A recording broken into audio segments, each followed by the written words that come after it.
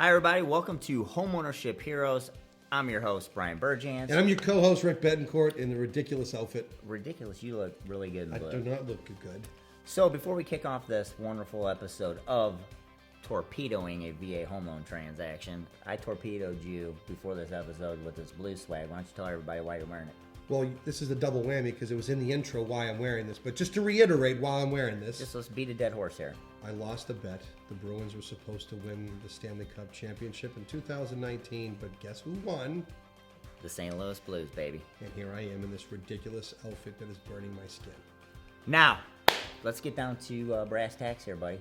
Anything to help our military. So let's talk about things that will sink your or torpedo your VA home loan. So when I think of things that torpedo a VA home loan, I'm thinking the child care letter. Child care letter, never ever talked about in the initial pre-qualification process of a VA loan.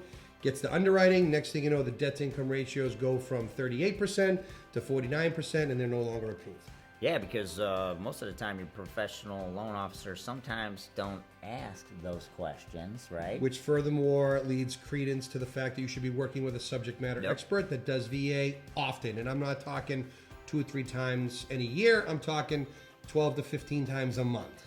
Yeah, and you know, because they get that document when the disclosures go out, Correct. A lot of times they want you to have this conversation with their home loan expert, and then next you know, they get the child care letter back and find out they're spending $900 a month on child care. So child care is important, you guys. Another big one is water tests, all right? Because a lot of properties have private wells. You got to get a water test. The water test cannot be collected by any interested party. That'll nullify the results. And then we have to water test for primary EPA. If there's a contaminant, it could affect how the loan will be approved. You may or you may not be able to put a water treatment system in. It depends on the contaminant. You know, and another thing too, Rick, that you and I talked about in the past, what about community property states? Community property states. If you're not smart enough to know that community property states, we have to count the debt of the spouse in the mortgage transaction. So if you're not aware of that, that'll torpedo you right away as you get into underwriting. Yeah, and then I think one other thing too, especially on active duty folks, allotments.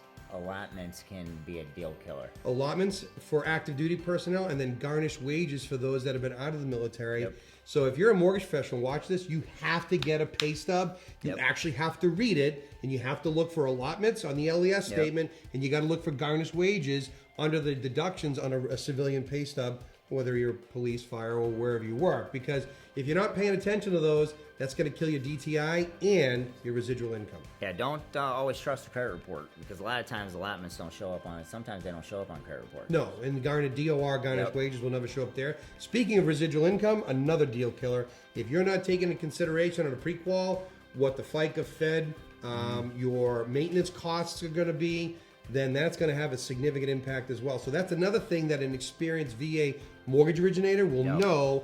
I need the pay stub to calculate the residuals properly, and I need to know the square footage of the house to know what my maintenance costs are going to be as well. So that is another torpedo that will absolutely sink your VA loan. Yeah, you don't meet residual, you don't get a VA loan. Zero. I mean, you're done. You're done. So, and then last but not least, at least for this topic, what about power of attorneys, Rick?